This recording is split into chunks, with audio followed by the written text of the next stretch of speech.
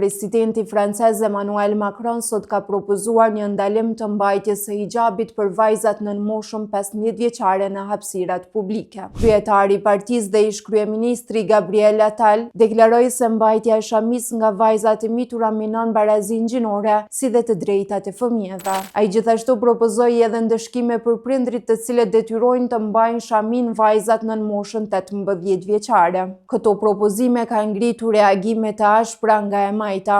Deputeti i Partisë Socialiste akuzoi Attalin se po ndjek të djathtën ekstreme, si dhe po përdor sekularizmin si armë kundër muslimanëve. Franca ka një histori të gjatë të debatit mbi simbolet fetare në hapësirat publike. Që nga viti 2024 vajzave u ndalohet të mbajnë shami në hapësirat publike në kuadër të një ligji që ndalon të gjitha simbolet fetare në institucionet shkollore.